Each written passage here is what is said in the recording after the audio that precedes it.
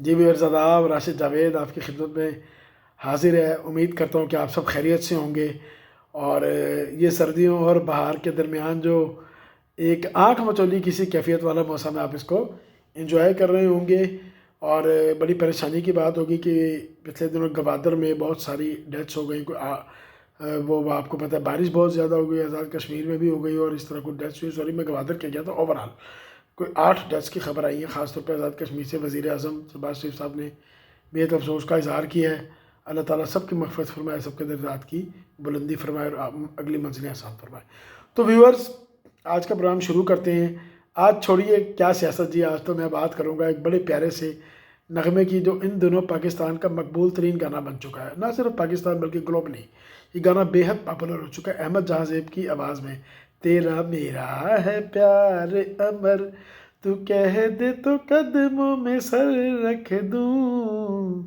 کیا پیارا گانا گایا، کیا خوبصورت گانا گایا۔ میں سمجھتا ہوں کہ پچھلے تمام جتنے بھی مشہور او ایس ٹیز پاکستان میں ہوئے ہیں، یا اوور آل ویسے بھی جو گانے بن رہے ہوتے ہیں پاکستانی سنگرز میں، خاص طور پہ راحت فتح علی صاحب اور عاطف اسلم جو ہیں وہ گا رہے ہوتے ہیں بہت اچھے، احمد جہاں زیب نے اس لیول پہ جا کے گانا گا دیا ہے۔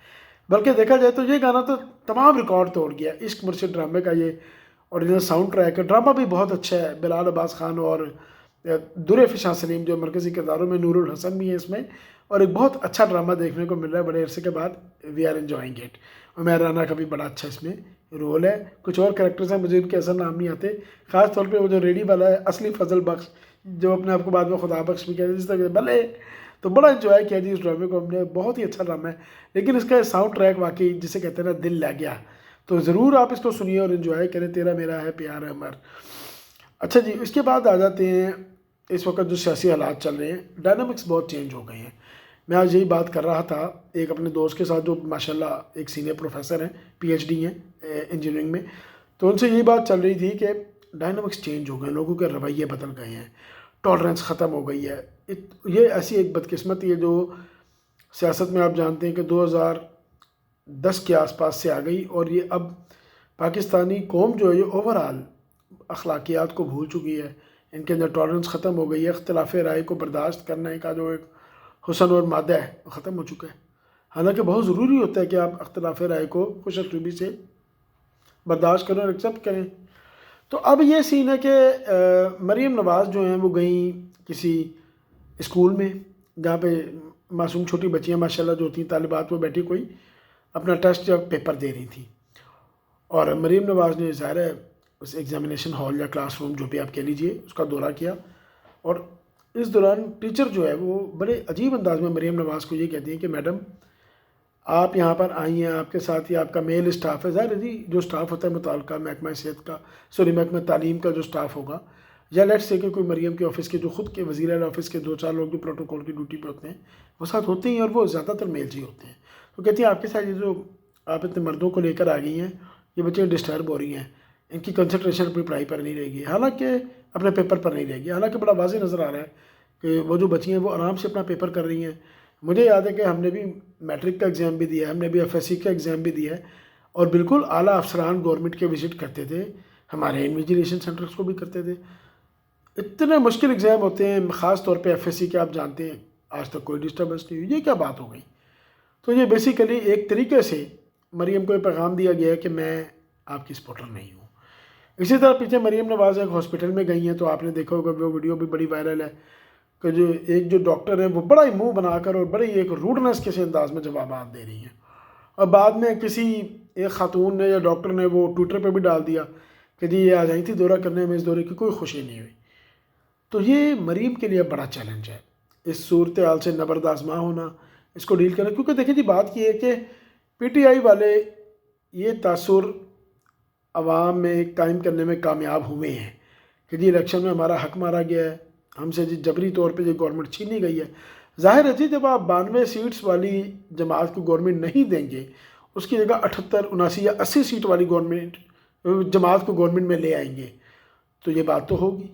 اب یہ الگ بات ہے کہ یہ ڈیزائن ہی اس طرح تھا، لیکن بس عوام کا ایک اپنا فیصلہ ہوتا ہے۔ عوام نے یہ کہتے ہیں نا اسٹیبلشمنٹ کے پلان کو کیا کہنا چاہیے، تہو بالا کر کے رکھ دیا۔ یہ تو اگر پی ٹی آئی بطور جماعت الیکشن لڑتی تو ان کا راستہ ہی روکنا ناممکن تھا۔ پہلے ان کو آزاد کیا گیا، اس کے بعد جی ان سے مخصوص نشستیں چھین لی گئیں اور اس طرح وہ اپوزیشن میں چلے گئے۔ مریم نواز کے لیے اب کام کرنا بہت ٹف ہے۔ یہ نہیں کہ وہ نہیں کر سکیں گی، وہ کر لیں گی، یا کریں گی یا نہیں کریں گی، لیکن کر سکتی ہیں آئی مین ٹو سے۔ کیونکہ بات یہ ہے کہ دیکھیں پنجاب ان کا گڑھ ہے، مسلم لیگ نون کا جو ایک مین پاور سٹیشن ہے وہ پنجاب ہے، لاہور کہہ لیجئے۔ یہاں پہ اگر محنت کریں گے تو اپنے ووٹر کو پھر بھی واپس لا سکتے ہیں، اگر یہاں پہ ہی محنت نہیں کریں گے تو ووٹر ہاتھ سے گیا۔ ووٹر تو پہلے ہی ناراض بیٹھا ہوا ہے، میں آپ کو بتایا۔ اور اب کا جو ناراض ووٹر ہے وہ بڑا پکا قسم کا ناراض ہے، سختی سے جسے کہتے ہیں نا روٹ کے بیٹھا ہوا ہے۔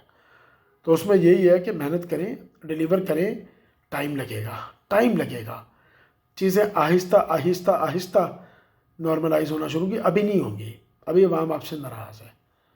اور ابھی جو آئی ایم ایف کے ایک دو فیصلے بھی آئے ہیں، آپ عوام کے خلاف کریں گے، ایکٹ کریں گے ان فیصلوں کے اوپر، مطلب ہے کہ اوبے کریں گے جی آئی ایم ایف کو، تو اس کا نزلہ عوام پہ گرے گا، وہ عوام آپ سے بھی اور ناراض ہوں گے۔ اب بات یہ آگے، میرے وہ جو فاضل دوست ہیں وہ یہ بھی پوچھ رہے تھے کہ تمہیں کیا لگتا ہے کہ مریم نواز چل لے گی؟ میں نے کہا آپ کی مطلب کس تناظر میں پوچھ رہے ہیں؟ تو وہ کہنے لگے کہ سمجھ جاؤ میں کس تناظر میں پوچھ رہا ہوں، کہ اوپر والے تو چلنے نہیں دیتے۔ میں نے کہا نہیں، میری اپنی رائے ہے کہ مریم نواز غلطی نہیں کریں گی۔ جس طرح مریم نواز نے ماضی میں بھی بعض اوقات اس بات کا ثبوت دیا کہ وہ طویل عرصے کے لیے خاموشی میں چلی جاتی تھی، ہائبرنیشن میں چلی جاتی تھی، ٹویٹر سے بھی غائب ہوئی تھی۔ تو مریم کے اندر اب فلیکسیبلٹی اور کیپیسٹی ہے، لرن کیا انہوں نے اور محنت بھی کر رہی ہیں، تو میری وشز ہے کہ وہ چلیں۔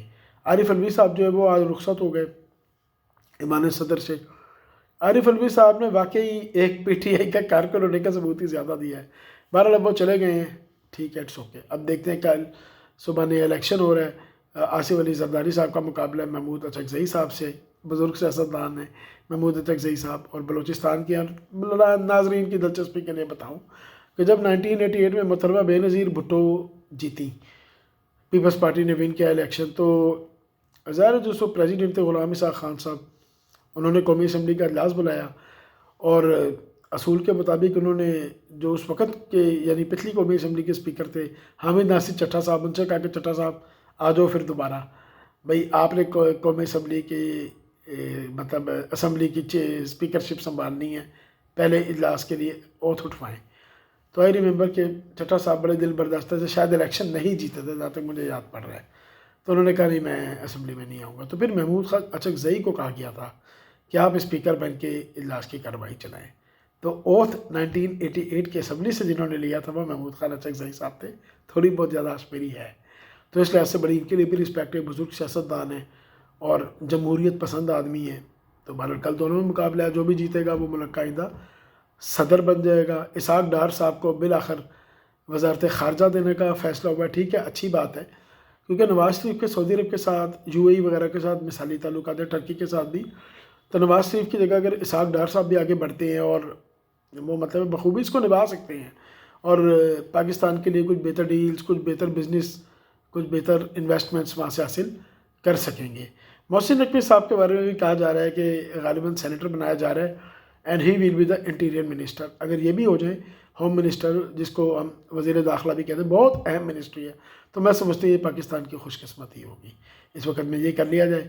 باقی یہ ہے کہ جو کچھ کے پی کے اسمبلی میں ہوا گالم گلوچی صوبیہ شاہ کے ساتھ، وہ بہت قابل افسوس ہے، اور اس سے زیادہ قابل افسوس بات یہ ہے کہ یہ فلک جاوید جو ہیں، جو ہر وقت جی بڑی ٹویٹر پہ ایکٹیو نظر آتی ہیں، اسی طرح چند اور خواتین جو پی ٹی آئی کی سائڈ لیتی ہیں، ملیحہ ہاشمی ہو گئیں، ان کو کوئی توفیق نہیں ہوئی کہ یہ اس واقعے کی شدید مذمت کرتی، کوئی اپنا خواتین ہونے کا ہی لحاظ کرتی اور دکھاتی کہ نہیں ہم چاہے پی ٹی آئی میں ہیں، ہم غلط ایکٹ کو غلط کہیں گے۔ اسی طرح جمیل اصغر بھٹی ایک بڑے بدتمیز قسم کے وکیل ہیں، جنہوں نے لاہور میں مریم نواز کو غلیظ گالیاں دی ہیں وکیلوں کے ایک اجتماع سے پنجابی زبان میں خطاب کرتے ہوئے۔ تو انسان اپنی اصلیت دکھاتا ہے، انسان اپنی اصلیت دکھاتا ہے، بہت افسوس ہے۔ بہرحال بعد میں انہوں نے جی معذرت بھی کر لی۔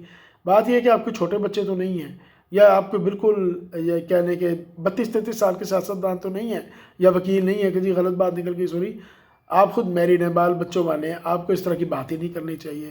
ایک خاتون کو اس کے عورت ہونے پہ گالی نکالی، انتہائی واحد گالی نکالی ہے۔ بہرحال انہوں نے بعض میں معذرت کر لی ہے، تو کیا اس پہ کہا جائے، شرم آنی چاہیے ایسے لوگوں کو اس طرح کی فضول بات منہ سے نکالتے ہیں۔ تو ویورز فی الحال آج کے لیے اتنا ہی۔ میری خواہش ہے کہ چاروں اسمبلیاں اور قومی اسمبلی مل کے لوگوں کے مسائل حل کریں، سیاستدان آپس میں لڑنے جھگڑنے کے بجائے ایک دوسرے کو اسپیس دیں اور آپس میں مل بیٹھ کر ملک کو آگے لے کر چلنے کے لیے راستہ نکالیں۔ اس وقت یہ ہے کہ ملک جو ہے وہ آگے چلنا چاہیے۔ ساتھ ہی میں ایک بڑی دردمندانہ انداز میں نصیحت کروں گا، اپیل نہیں کروں گا، نصیحت کروں گا فلک جاوید کو کہ ہبہ فواد چودھری سے سبق لیں۔ ہبہ فواد چودھری کے میاں دیکھیں اس وقت قید میں ہیں، وہ ریاست کے خلاف کوئی بات نہیں کرتی، وہ رولنگ پارٹیز کے خلاف کوئی بات نہیں کر رہی، وہ بالکل خاموش ہیں۔ وہ صرف اتنا کرتی ہیں کہ جب اپنے شوہر سے ملتی ہیں تو اپنے بچوں کی تصویر، شوہر کے ساتھ اپنی تصویر جو ہے وہ ڈال دیتی ہیں اور کوئی اچھی سی بات کر دیتی ہیں۔ انہوں نے مریم نواز کو بھی منتخب ہونے پر بطور خاتون مبارکباد پیش کی۔ میں یہ نہیں کہہ رہا کہ آپ کا پولیٹیکل سٹینس صحیح نہیں یا غلط ہے، فلک کو کہہ رہا ہوں۔ میں یہ کہہ رہا ہوں دیکھیں آپ کی بہن اس وقت اندر ہے، ریاست کے پاس وہ قید میں ہے، آپ ہبہ فواد سے سبق حاصل کریں، آپ بھی ڈیسنٹ انداز میں، ایک اچھے انداز میں ٹویٹیں کریں، بلکہ بہتر ہے کچھ عرصے کے لیے خاموش ہو جائیں۔ ریاست سے معافی مانگنی پڑتی ہے 9 مئی کے واقعات پہ، ریاست کے ساتھ اس وقت کچھ گردن جھکانی پڑتی ہے تو جھکا لیں، اس میں کوئی برائی نہیں ہے، یہ آپ ہی کو کل کو فائدہ ہوگا۔ اوکے ویئر، فی الحال اتنا ہی، بہت بہت شکریہ۔